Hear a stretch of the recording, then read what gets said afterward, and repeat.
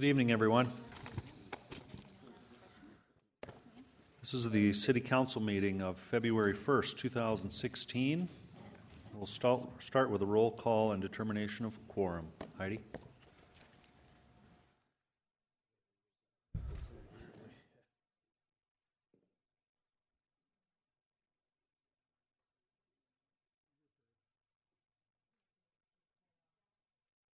The button's on. Okay. Laurenti? Wright? Weifenbach? Doyle? Estes? Lewis? Drew? Roberts? Nordstrom? Scott? We have a quorum. Okay, thank you. Next item, the invocation. Our person doing our invocation tonight is Scott Hultgren of First Christian Church, and that'll be followed by the Pledge of Allegiance. Let's bow together in prayer. Dear wise and loving Father, we come to you tonight and we thank you on behalf of all who are gathered here this evening. Father, we have much to thank you for. We have many abundant blessings that you give to us. We thank you for life itself, for the measure of health that we need to fulfill our callings. Father, that you provide sustenance to us every day. Father, and you allow us to live in a community and develop relationships, and so we thank you for friendship and for this community. Father, thank you for the ability to be involved in useful work, for the honor of bearing appropriate responsibilities. And we thank you as well for the freedom to embrace you or the freedom to reject you. And that we thank you for loving us even so from your boundless and gracious nature. Father, in your scriptures you said that citizens ought to obey the governing authorities since you have established those very authorities to promote peace and order and justice. And that it's our responsibility, Father, it's our privilege to be able to pray for and to encourage our authorities, our governing authorities, and Father, to give them the respect for what they do for us. So Father, I pray for our mayor, for various levels of city officials that help run our city, and in particular I pray for this assembled city council tonight, and I ask that you would just graciously grant them wisdom to govern amid the conflicting interests and issues of our time. Father, that you grant them a sense of the welfare and true needs of our people in our city, that you give them a keen thirst for justice and rightness. Father, that you give them confidence in what is good and fitting, that you give them the ability to work together in harmony even when there's honest disagreement. And Father, that you grant them personal peace in their lives and joy in their task. So I pray for the agenda that's set before them tonight, and that you would just please give them an assurance of what would please you and what would benefit those who live and work in and around our beloved city of Rapid City. It's in the most blessed name of Jesus I pray. Amen. I pledge allegiance to the flag of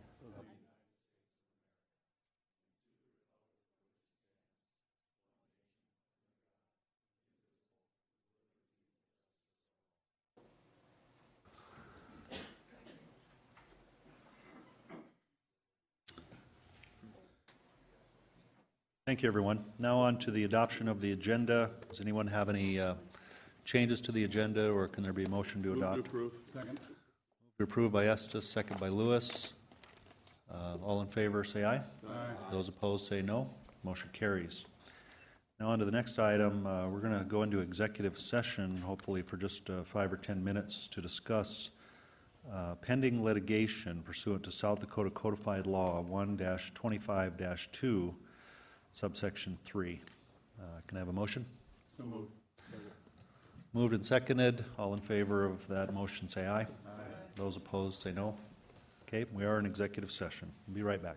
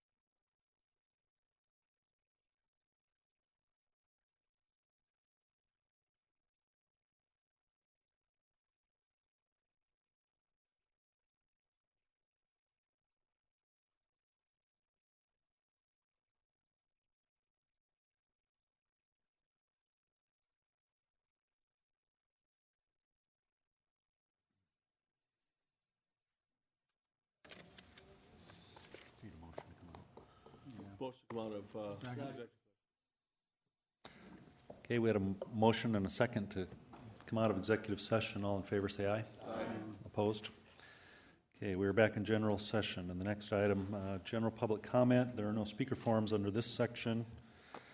We'll go on to the non-public hearing items, items 1 through 44. There are no speaker request items for those as well. So on to consent items 1 through 42. Would anyone like to remove any of the items 1 through 42? Charity Doyle. Thank you, Mayor. I'd like to pull item number 38, please. Okay, Darla Drew. Number 26, please. Brad Estes. Number 4, please. Okay, any other items? If not, can we have a motion to approve all the items So in moved. consent with the exception of 38, 26, and 4? Had a motion and a second. All in favor of that motion, say aye. Aye. Opposed, say no. Motion carries. On to number 4. Brad Estes.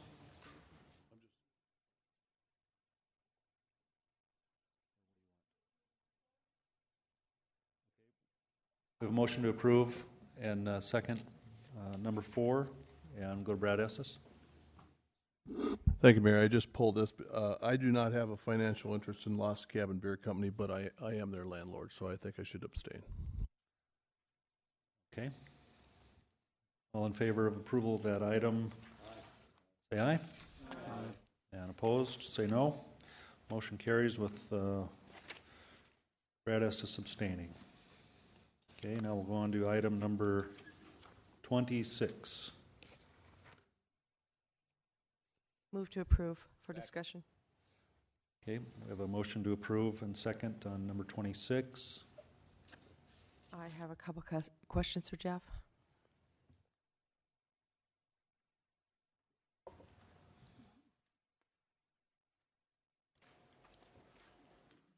Oh. Good evening. I see that we're going to be repairing some tennis courts. Correct. Can you tell me, there's a couple that I weren't familiar with, I was not familiar with them. Thompson and Quarry Parks, where's that at? Thompson Park is up in the northeast part of town, and the Quarry Park is up in the northwest part of town, off of City Springs Road. Oh, okay, all right.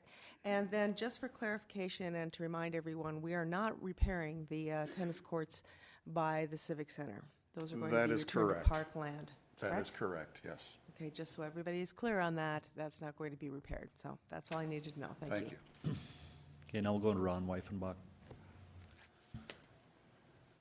Thank you, Mr. Mayor, and I just wanted to make the comment that it's not the spending of the $350,000, but it's awesome that they're wearing the tennis courts out and that we're having to reuse them, so that means they're getting used. So appreciate that, thanks. Chad Lewis. Thank you, Mr. Mayor. Just kind of a summary of what's going on, and Jeff, jump in if I'm wrong, but basically the idea was that the tennis courts at Sioux Park are in pretty bad repair for the state tournaments and things like that we're trying to keep in the city and keep them away from other end of the state. Won't mention the city. And so we were trying to, to repair them and replace them completely would cost upwards of $1 million or more, and it'd probably get us 30 to 50 years, something like that. Probably, yes. But doing it this way, we can at least buy some time. They can be resurfaced and usable and still hold the tournaments that are scheduled to come here and keep coming here. And it buys another 5 years or so, or if not more, until we can get maybe some other funding source. So it's a really good use of the money and a really good job by the staff of figuring out a way to use that money to the best of, the best for the public. Just want to make sure everybody understands what's going on. Thanks. Okay, we have a motion and second for item 26. All in favor, say aye. Aye. Opposed, say no. Motion carries. And now we're on to item 38. Is there a Mayor, motion? item number 38 is to authorize the mayor and finance officer to sign necessary documents for the loan to Soccer Rapid City. I make a motion to approve.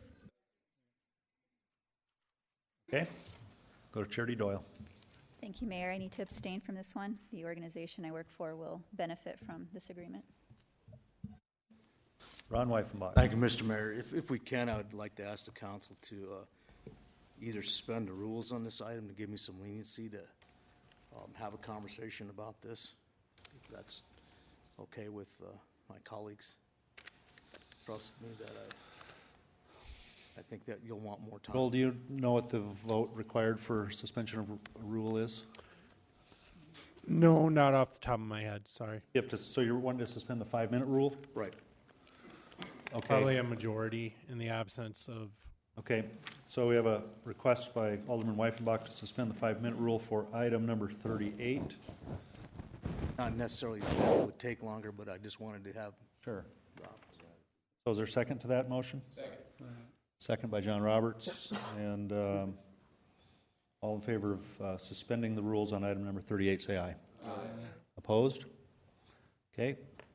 Thank you, Mr. Mayor, and I appreciate my colleagues giving me the latitude about this, and I've talked to some of you about this item, and I've been involved on this soccer item since inception several years ago, and the project's metamorphosized from all over having a large $13 million complex with the indoor stadium and all these types of things to coming down to reality. We vetted the location, it's went through rigorous vetting. This process has been very demanding from all the people involved. It's been very demanding on the soccer people themselves. The project, they've got, my understanding now, is 12 fields, and what we're looking at doing is we have two items here, Mr. Mayor and Council, that one of them is a $250,000 request for a loan, and one of them, I believe, is a $500,000 request for a loan. And all the times I've been on the council, I've never seen anybody come ask for a loan to finish a project that the city would benefit from.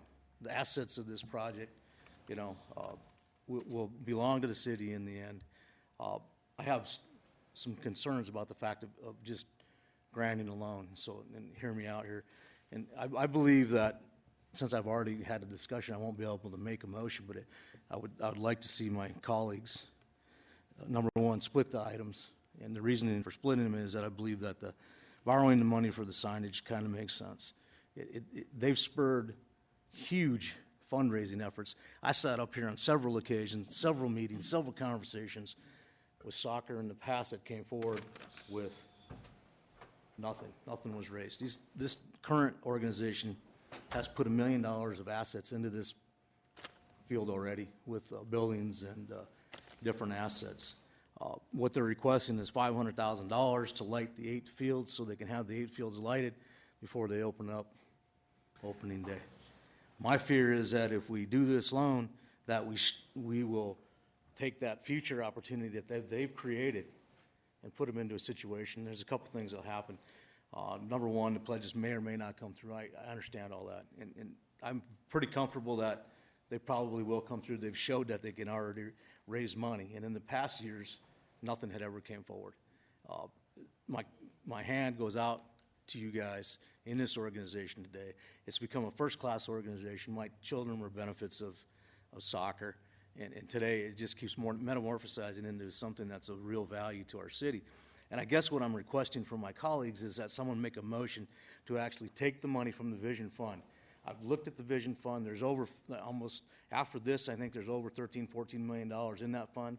There's over $1 million of accrued interest that has taken place only because of the foresight of councils before us making good decisions on how this money's spent. I think that taking this $500,000 and putting it towards the fields right now and eliminate that loan. We're not going to do a loan. We're going to finish the fields the way they should be done. They're done right, and eliminate the loan so they can take their funding efforts that they have in place already and maintain those fields and move them forward. Like if you go to the men's softball fields, if you go to the girls' softball fields, those are two projects I know of that I was handily involved in that we did it right. And you go look at those properties now, and I could see that this soccer field could be the same thing. If we unhandcuff these guys, we give them the $500,000 of the interest that accrued on the $12 million that had been sitting in the fund. So you're really not even touching the fund if we just give them this $500,000. then they can use their future pledges to maintain the fields and to bring the other 4 fields, get the lighting on those going in years 4 or 5, whatever those years may be. So that's what I'm looking for. If that doesn't happen today, I don't want to slow the project down, but I'm just saying, I hadn't had my arms around this long enough. Since when this was approached, I came to the conclusion that this is the best way to handle it. And, if we're going to be able to loan them the money, we should be able just to give it to them, through a council action or whatever that may be. That's why I asked to suspend the time frame, Mr. Mayor, because I think this is important enough. It's important enough for the soccer people. Before the meeting started, I questioned them, why didn't you just ask for this money? And I understand why it happened. The Soccer Association has been beaten up over the years ahead of time because of miscommunications, things that took place. I think the people that started it had a great vision. I think it was overshot. There was some controversy on the location, but when we settled on the location, that's what we did. The council decided that location. The council decided we're going to build these fields. But I think when we do these projects, we need to commit to them to do the project right from the beginning. I feel that if we do this as a loan, we're going to strap these guys into something. The other thing I think about is the affordability. Soccer's affordable right now for kids. I mean, most generally kids in the populations can play. I don't know if they have scholarships or whatever for underprivileged people. I would imagine that they could, at least if nothing else, establish that with some of the funds they get for the pledges from the that they have sitting out there. If we miss this time, I think we're missing an opportunity. We're going to kick the can down the road, and we're going to saddle another council to say, we need to forgive this loan. I'd love to hear your input, and that's my input on it. I appreciate it. Thank you. Okay, now we'll go to Amanda Scott. Thank you, Mayor. I appreciate Alderman Weifenbach's sentiments on this, but this has been negotiated in good faith with Saco Rapid City. When I visited with them, they have been confident in the loan. They're confident in this financial package. They have worked diligently, and I am going to stand by their financial decision that they can own this and they can bring this to fruition and that this is what they wanted. With that said, the other reason I would not support separating this issue tonight or even considering it is that we would have to open up the Vision Fund in totality, and I believe there are 10 different people, if not 11, including the mayor up here, that have pet projects of infrastructure and community and economic projects that all would like to be reconsidered for financial backing at this point. So I appreciate what Alderman Weifenbach's sentiment is, but I'm going to stand by the financial knowledge and the enthusiasm of Saco Rapid City, and I'm going to support what was brought to us tonight. Thank you. Thank you. Now we'll go to John Roberts. Thank you, Mr. Mayor. And may I ask a question of our city attorney? Of course. Joel, we couldn't bring this forward tonight and vote on this anyway since it hasn't been noticed. Wouldn't we be kind of running afoul of open meetings? Yeah, I think the safest course of action, if you wanted to just convert it from a loan to an outright payment, would be to continue that portion of it, for that portion of the discussion, so it could be clear on the agenda what you were acting on, so the public would have notice that instead of loaning the money to Saco Rapid City, you're instead going to just gift them the money. So I think I know what I heard from you, but I think going forward, Ron, I appreciate you bringing this forward, but I think what we need to do is I think we need to okay what's on the council agenda tonight, and then if we want to bring this forward, bring it forward as a separate item and discuss paying this off for Saco Rapid City through the Vision Fund. So, but I do appreciate you bringing this forward, and I would have to vote no on it if it came across the dais tonight, because I do believe that we would be running afoul of the open meeting. Thank you. Thank you. Now we'll go to Chad Lewis. Thank you, Mr. Mayor. And speaking of pet projects, this is kind of mine, but I definitely appreciate it, Mr. Weifenbach. It's a gesture that I would probably go along with in some way, but I think we've negotiated out. We've got the papers in place, and everybody seems to be comfortable with it. And I just think Alderman Roberts' suggestion or Amanda's suggestion, whoever it was, to say that we could come back later, and if we wanted to truly do that, we could do it later. But I think just keep this project moving forward, keep us all on the same page, and let's just approve what we have in front of us. And this kids will be playing a tournament on this thing probably in May or June, I think it is. First tournament's scheduled to go, so let's just keep it rolling forward. So I appreciate the sentiment, though, sir. Thank you. Back to Ron Weifenbach. Thank you, Mr. Mayor. And that's kind of why I asked for the opportunity to have some leeway, because I felt that there would be, after talking to my colleagues, I felt there would be some room for this. But I think Alderman Roberts' position would be okay if I can ask our city attorney, Mr. Mayor. You bet. Would it be okay if, like, we approved this and then came back and said, hey, can we look at forgiving this debt, like put it on a legal and finance committee meeting? And I know I kind of sprung this on you guys, but I've been thinking about this a lot, and I have conversations since I've been with this thing from the very beginning. And I would like to address Alderman Amanda's comments. And one point is I think that the soccer complex was kind of forced into this situation because of I think the feeling that they'd had from previous councils, what they inherited. I think they're two different entities now. I think there's two different worlds. I think we got a first-class soccer organization, first-class soccer fields out there, and I think that because of some of the approaches that were taken before and some of the hard hitting that went back and forth, it brought them to this conclusion. But I would definitely go ahead and approve this tonight, and if it was okay with Mr. Landine, if we put it on a legal and finance committee for a future to forgive the debt. Yes, I think Alderman Roberts probably gave you the best course of action for the night, which is so you don't hold Soccer Rapid City up, approve the loan, then they can have access to their funds. You can certainly always, in a later date, forgive that loan obligation, and then that would be very clear to the public what you were doing and solve the concerns for tonight. I think that's the approach that I'd like to take. So, I mean, would I have to make I can just put it on legal and finance at a later date, or we can just put that on later. All right. Thank you. Back to John Roberts. Thank you again, Mr. Mayor. And I think as long as this council is seated, or the majority of this council is seated, I don't think Soccer Rapid City ever has to worry about failing. I think that we would always come back with the Vision Fund if something, drastic came forward. We've all got too much invested in this already, and we know where it's going to go in the future. So we're not going to allow it to fail. So thank you very much. Brad Estes. Thank you, Mr. Mayor. I guess I was in the queue and I could have gotten out, but I appreciate you, Alderman Weifenbach, bringing that up. But I'm going to vote for this tonight so we can release the funding, and that way their funding's in place. So otherwise, if we don't affirm the funding, then item 44, their ability to go through with the purchase. So, and I'm sure willing to be involved in the dialogue on an alternative method later on down the road. Thanks.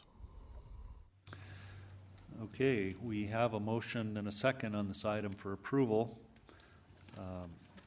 All in favor of item 38, say aye. Aye. Opposed, say no.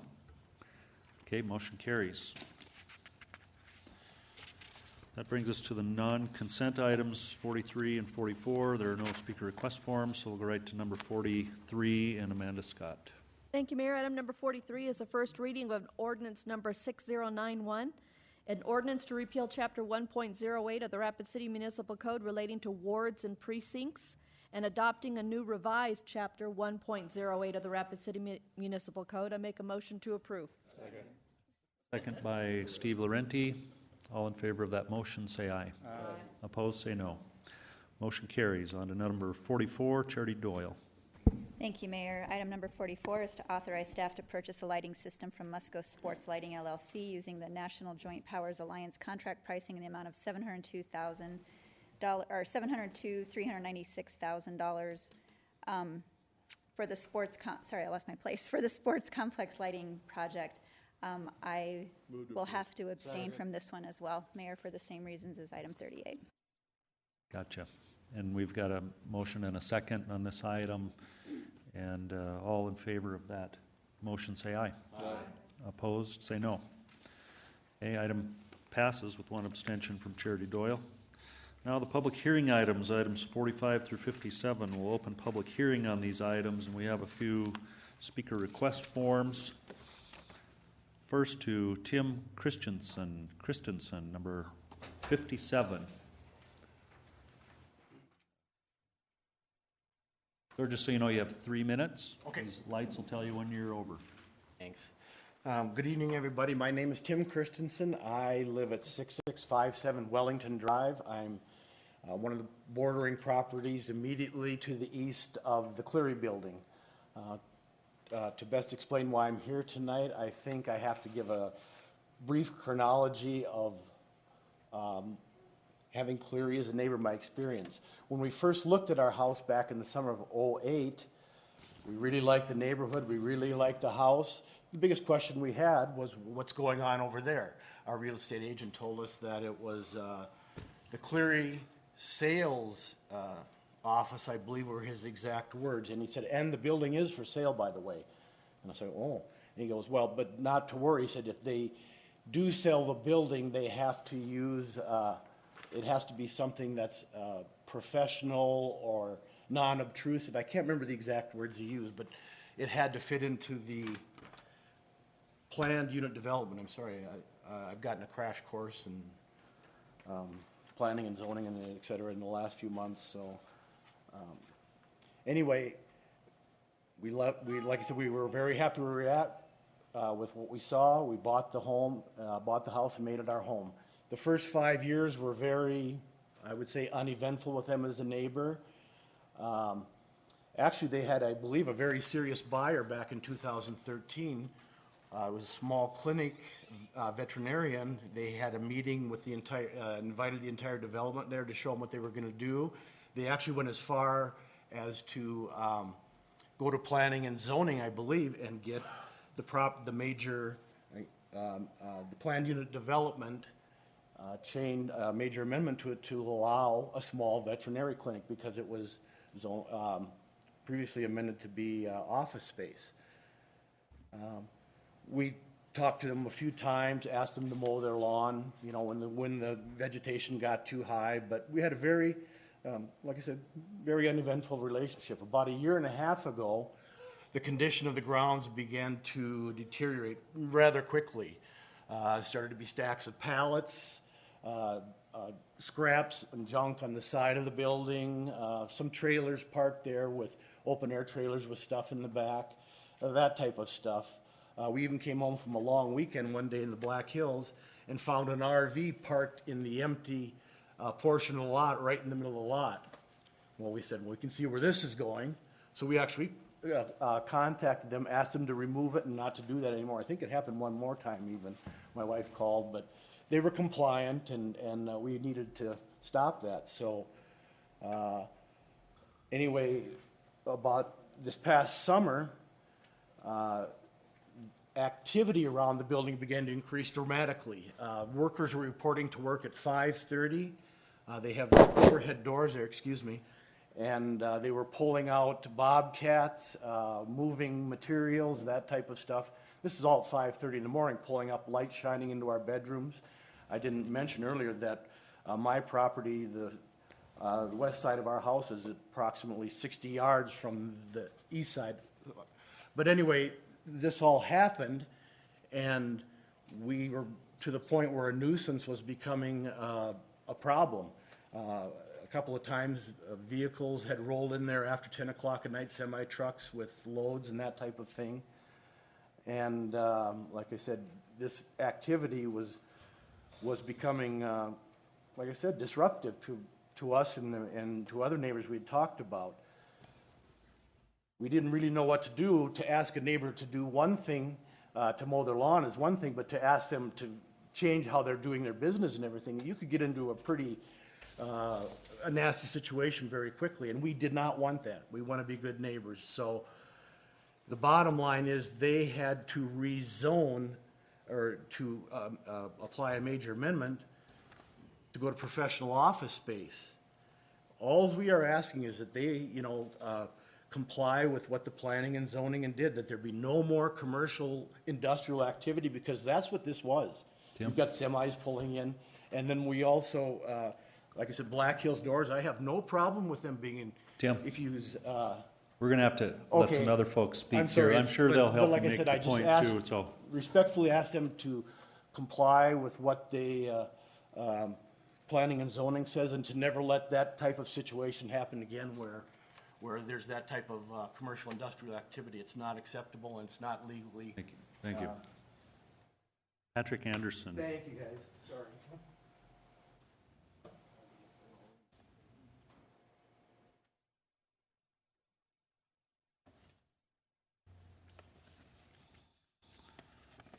Thank you. My name is Patrick Anderson, the branch manager for Cleary Building Corporation in Rapid City. Originally, I had requested to continue this item to the next meeting, but I'd like to go ahead and make our appeal tonight. I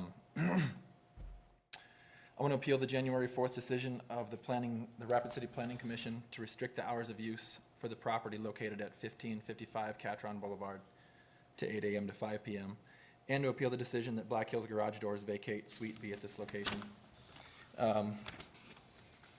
Cleary Building Corporation has taken steps to be a good neighbor since I became the branch manager in March of 2015. We've drastically changed the way we do business since this process began, and we've ceased all of that nuisance activity, that industrial activity that Mr. Christensen had identified. We've ceased using all outdoor areas for storage of materials as required by the Planning Commission. We've ceased using all outdoor areas for parking of vehicles and equipment as required by the Planning Commission. And we've ceased using all indoor areas for storage of construction materials, also as required by the Planning Commission. Since the last Planning Commission meeting on January 4th, we've ceased to use the property at all outside of the hours stipulated. Tonight I'm requesting that the hours of operation at this property be lengthened. We'd like a little leniency, and those hours be lengthened to 6:30 a.m. to 7 p.m. to allow us to operate and conduct our business until we can find a more suitable location and move the office. Cleary Building Corporation will find a new location and move by September 2nd of this year, 2016. And I'm requesting these hours since there's already vehicle activity in the area at this time, and I don't believe that our use will have a negative impact on the neighborhood. I'm asking to use the property as a meeting place where our employees park their cars, get into a pickup, and leave the property. All the other current stipulations of use for the property will be followed. And Black Hills Garage Doors is also requesting that they be allowed to remain as a tenant in Suite B, as they are currently in compliance with all the stipulations set forth by the Planning Commission, and I believe Mr. Mike Friend will speak to that as well. Okay, thank you. Now let's go on to Karen Bullman. You have 20 seconds to state your case. Thanks a lot. Thank you, Mr. Mayor and City Council people. I've talked to several of you. First, I should say my name for the record is Karen Bowman. I live at 1311 Edinburgh Drive. I've spoken to several of you already and left messages for many of you, but I'd like to just kind of summarize some of the issues and why we as citizens who live up there, and I'm speaking for some of the other folks who live up there also that can't come or are too afraid of you guys to come. So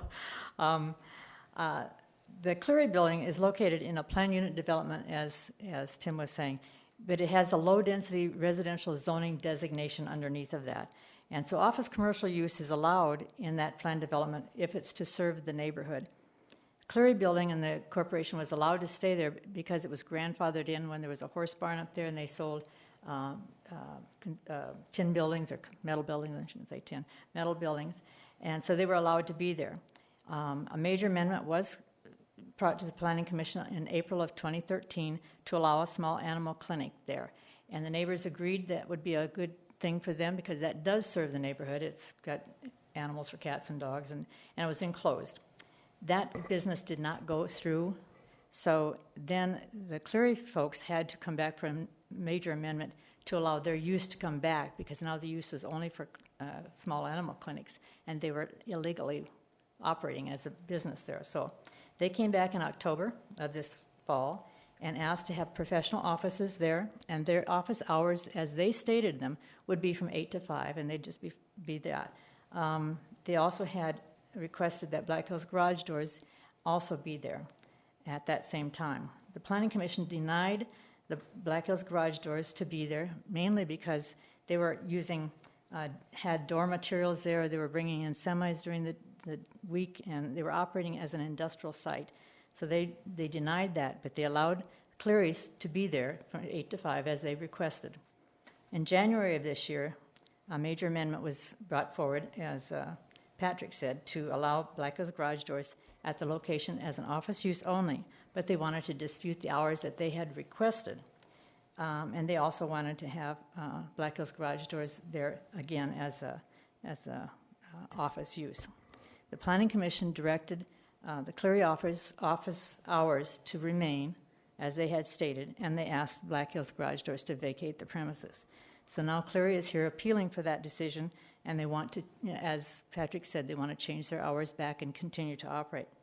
The Cleary business has been operating as an industrial use by having equipment and trucks on site and using the premise as a staging area to go to their job site. So the noise and lights and disruption from the neighborhood and waking people up during the day and early morning hours at 5:30 is not what is allowed under the use that's there, and it's more of an industrial use and is not allowed under low-density residentially zoned district. And that's the heart of the matter, I think, is this is a residential area, and I think it should remain that. So I'm requesting that the City Council uphold the Planning Commission's recent decision and deny the appeal from the Cleary building folks, and I do speak for some of the other neighbors besides myself, so thank you. And I'll answer any questions if you, down the road if you had some, so.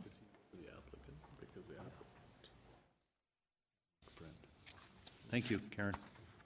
Next, Pat Hahn.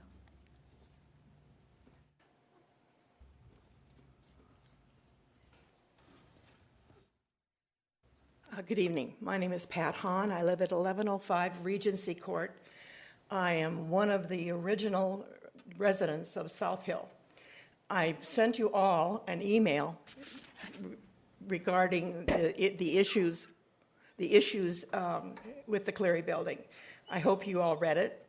I also am representing some of my neighbors who, because they know I'm not afraid of you.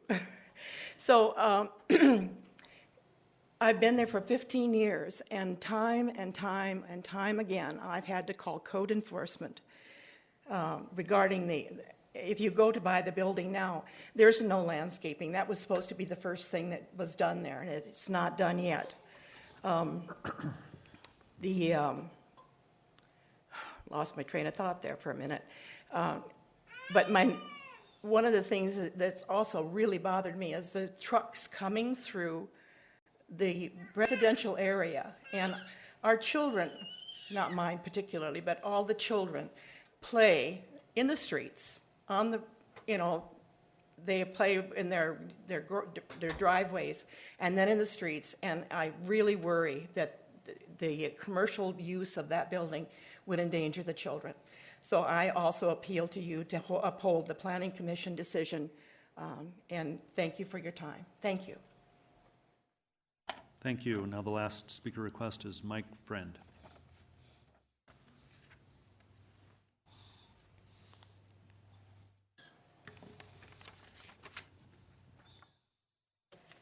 Hello and thank you. I'm owner of Black Hills Garage Doors. I leased this building, that half of the building, approximately 2 years ago from Tom Cleary.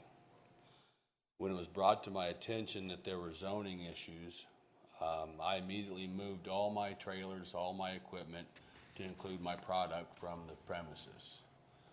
When it was brought to my attention that trucks were a problem in the neighborhood, I directed all my deliveries of products to another location. Since that time, we have used that business, that location for office space only. There is an overhead door in the back that we do put a service truck in. It's a 3/4 ton pickup, like what many people drive in the neighborhood. Since this has all transpired, before this transpired, I invested $8,000 in Kellerland Commercials at this location. I was directed to take a sign down, which I had applied for a permit because of all the litigation going on with this location.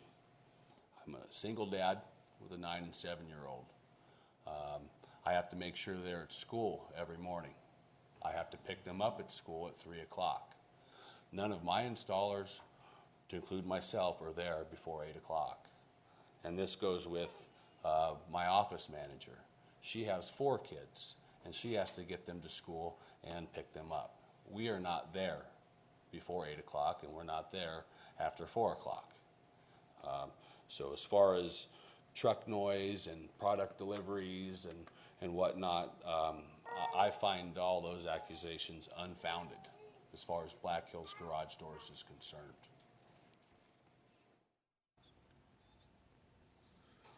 Black Hills Garage Doors would like to maintain that location as a office space and showroom only at this time. We have fully complied with all issues and would rather stay than move. Thank you. Thank you. Okay, and that is the end of the speaker requests form, so we'll close the public hearing. Oh. We're not on this. Now onto the consent public hearing items, items 45 through 56. Would anyone like to remove any of those items? Seeing none, can I have a motion to approve these items? Okay, we have a motion and a second to approve these items. All in favor of the consent calendar, say aye. Aye. Opposed, say no. Motion carries. Now on to item number 57,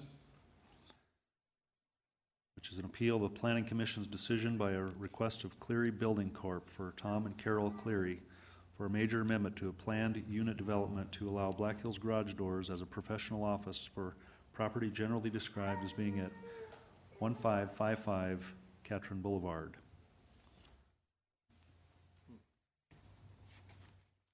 Can I have a motion? Well, the recommendation was to continue this item, but am I hearing correct that you want to go through, or do you want to continue?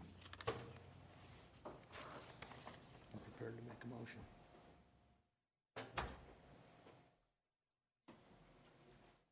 Yeah, we would like not to continue at this time. Okay, all right. And may I speak to anything else, or? No. Okay, we'll go to Ron Weifenbach. We don't have a motion at this time. Thank you, Mr. Mayor. I'd make a motion to uphold the Planning Commission's decision. Okay, second by Me. Charity Doyle. Thank you, Mr. Mayor. I appreciate, I've heard from several of the constituents, and I've encouraged them to always call me. I'm not that bad of a guy. And the same with Patrick and Mike. I talked to Patrick before the meeting started. I said, if you get into these things, give me a call. I think there's some concern on Cleary's point that maybe they're going to have to cease operations. So can we ask that our Mr. Landine can clarify that? I think after having a conversation with Patrick, that he felt that he would have to shut down his operation immediately and move on. Maybe you could ask Brett Limbaugh a question. Brett? Okay, I'll try to summarize what the Planning Commission did. Essentially, they had the 2 operations in the building. So the Planning Commission decided to disallow the garage door company to continue operation, and then they wanted to clarify that the Cleary's operation, at least their operation hours, Monday through Friday, had to be from 8 to 5, Saturday from 8 to 12. So Cleary could remain, but they had to stay with those operational hours. Thank you. And there is some confusion, and I can understand some of the confusion on Patrick's part, that his business hours versus his hours of operations typically are 2 different things when you're talking about a business. So I don't know how, maybe I can appeal to our liaison if she happened to be in on this part of it, of what they're trying to say here, because your business hours basically typically aren't your hours of operation if you're a business. But I understand that's part of the problem, the 5:30s or whatever. 7:30 to 5:30, I don't think it was probably reasonable for a business. I think that Patrick feels that 8 o'clock is not going to work 8 to 5, but I think that in the past, this has worked for quite some time. I've been on this, I've seen this thing come up before with the Cleary building, and it's unfortunate how some of it all transpired over the years, but I think it started out originally as an equestrian center. It didn't work, and so, you know, they'd already invested in the building. The council allowed some different zoning to build houses there, and when we do these things, the council then faces these types of situations. How do you balance the use, which is predominantly residential up there? And I completely understand the strain and stress that'll put on the residents that live in the areas, so that's why I made the motion to uphold the planning commission's meeting. But I would like someone for Patrick to be able to help him understand where he goes from here. I mean, so, thank you. Okay, now, excuse me, we'll go to Brad Estes. Thank you, Mr. Mayor. I have a couple of thoughts on this. This afternoon, when I was studying, when I read the applicant had requested this to be continued, I kind of quit studying it. So I'm a little bit, you know, I did talk to some people though. So, I mean, one thing's clear: they don't want to. They want them out. They want to stay. I got that part down, but. But I guess I have a question for Patrick, because I'm really confused. Are you the I got a question for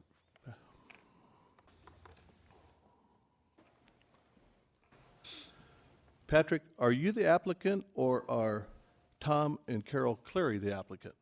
Tom and Carol Cleary are the applicant, and I'm representing them in this matter. Okay, because I'm getting a little bit confused as to who's officially asking what here, and who has the authority to ask us to continue or to delay. So as the representative of the applicant, what are you specifically asking us tonight to continue this or to act on it? We're requesting to act on it. Okay, all right, thank you. That's all I had for you. Then my second question is that I'm a little, when something goes through the planning commission and they have they come to a finding and a recommendation, part of the deal that Patrick had asked for was a change in the times and stuff. Do we have to either accept or deny what the planning commission, or can we modify the planning commission's recommendations from the dais? I'll take that to Mr. Landine, if I could, Mayor. You can modify the times and the recommendations. Okay, all right. Thank you. Right now, I'm inclined to vote in favor of Mr. Weifenbach's. Since we're going to vote on it tonight, I'm inclined to support Mr. Weifenbach's motion. Thanks. Okay, Amanda Scott. Thank you, Mayor. May I address a question to Mr. Brett Limbaugh, please? Yes, you may. Thank you.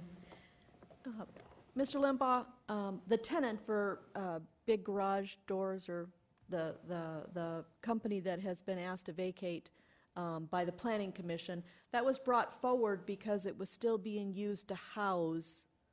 When it came before the Planning Commission, it was because they were still housing materials there. My question is for the gentleman who actually owns that business, if he actually wants to use it as an office space and a show place, and that fits the planned development, if he could operate within these hours, what would be his recourse? Because he was asked to vacate because he was using it for material storage and for gearing up and going out on the job sites. If he literally is not using for storage and it's a show place, does he have the ability to go back and do that, or does he have to go through the owners to go back through a planned development? Well, that's part of the action that's the Planning Commission considered, was whether or not they would allow that particular use to continue operation. They determined that they would not like them to continue operation. Like you said, they were presented with some information that it would appear that they were continuing to operate with materials on site. So it appears tonight that the compromise from Black Hills is that they want to just do office uses within, and you'll need to correct me if I'm wrong, if this is also the 8 to 5 o'clock hours. And if that's the case, then you can consider whether or not you want to reinstate that use with the hours of operation, and maybe some clarification that they cannot run a contractor's operation essentially from that site with storage of materials. So that would take an action by the city council Yes. to redirect that? Yep. Thank you. I'm not in favor of doing that at this time. I just wanted to pose that question since the business owner is saying that he's modified his business strategy for that area. With that being said, just trying to look to see how you would go about, redoing this. I have a couple comments based on being the liaison for the Planning Commission. Two things that also were addressed at the Planning Commission that the Planning Commissioners considered in their setting of these hours and listening to the public testimony for the businesses that were in operation is that to date on the January meeting, neither business had yet at that time been able to actually demonstrate the ability to operate within these hours. They were still falling outside of what was stated that their hours of operation would be. The Planning Commission did hear the request that Alderman Weifenbach brought up, and that is open hours versus hours of operation. In other words, to allow employees to arrive and get there in time to, start and open up the door before you actually had people visiting the business and stuff. That was considered by the Planning Commissioners, but I believe if you go back and listen to what their final decision was, is that what was really driven home to the Planning Commission is that this is a low-density residential zone, and that the commercial or the planned development that was put forth was supposed to be for commercial businesses that would support the neighborhood. And neither one of these specifically address that requirement to support the actual neighborhood at this time. They're actual businesses and they support the city, but they actually are not really directed at offering services to the neighborhood itself where this planned development was approved. So I will be in favor of upholding the Planning Commission's decision at this time. Thank you. Thank you. Now on to John Roberts. Thank you, Mr. Mayor. I have a question for Brett Limbaugh. Okay, go ahead. Brett, if this is denied tonight, or if this appeal goes through tonight, Black Hills Garage Doors, how long do they have before they have to vacate the premises? Well, and Joel has had a attorney working on this. I'm not sure if she's provided them with any expectation. Yeah, I mean, theoretically, they should be out immediately, but recognizing that probably isn't realistic, I don't know what my office has provided them for a timeline before we would take action. We'd probably give them a reasonable amount of time, but not an extended period of time before. If they did not start to vacate or weren't vacating the premises, then we would take legal action. And can I, just a question that's in my mind right now. I imagine Black Hills Garage Doors, and if I could ask you a question, sir. Yes.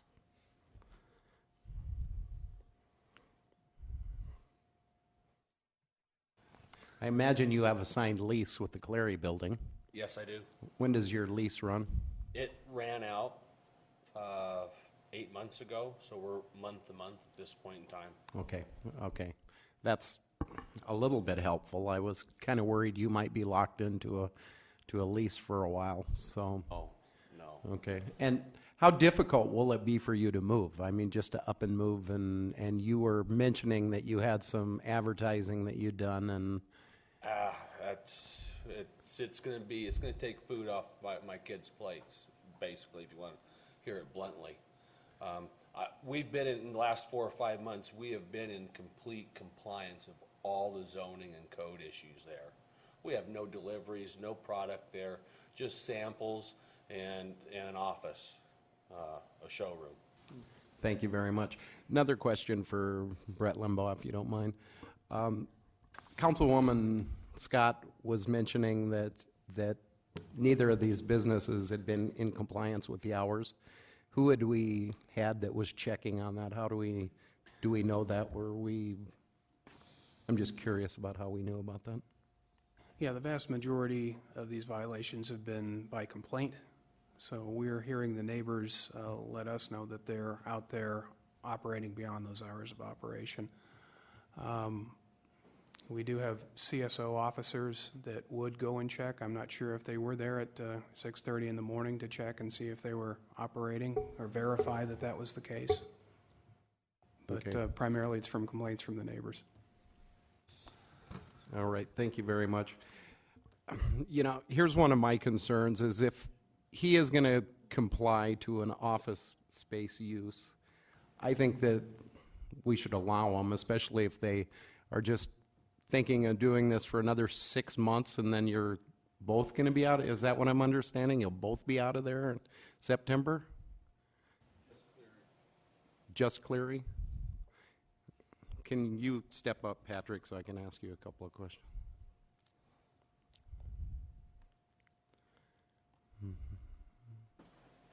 So you plan on leaving there, but then Black Hills Garage Doors are going to stay? Are you? We haven't gotten the details of that figured out for sure. The owner of the building, Tom Cleary, will continue to own the building, obviously, and we'll have to do something with it after Cleary Building Corporation is no longer occupying the property.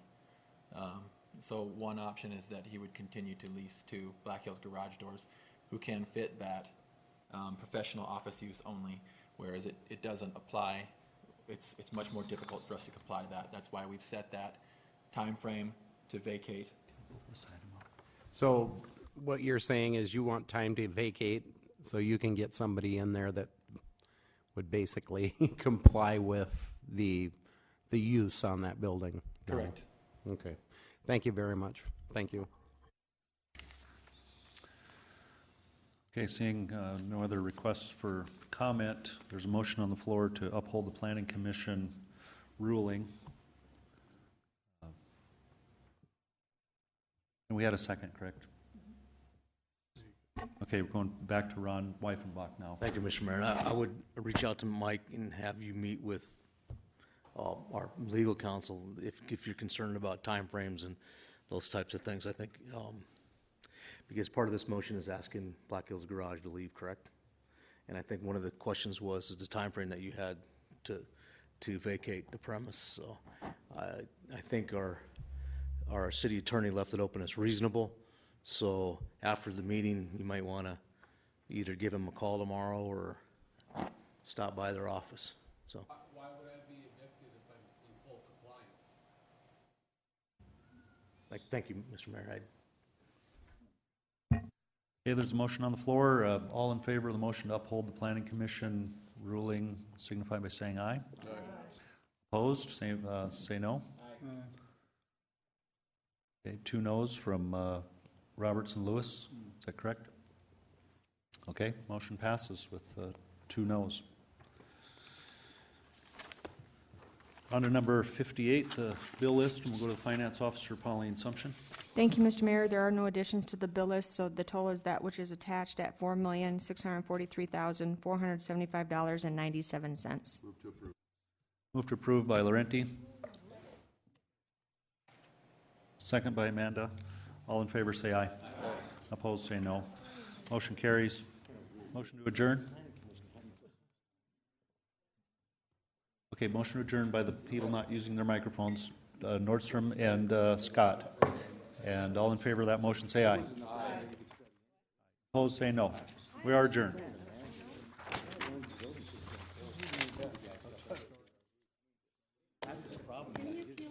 That guy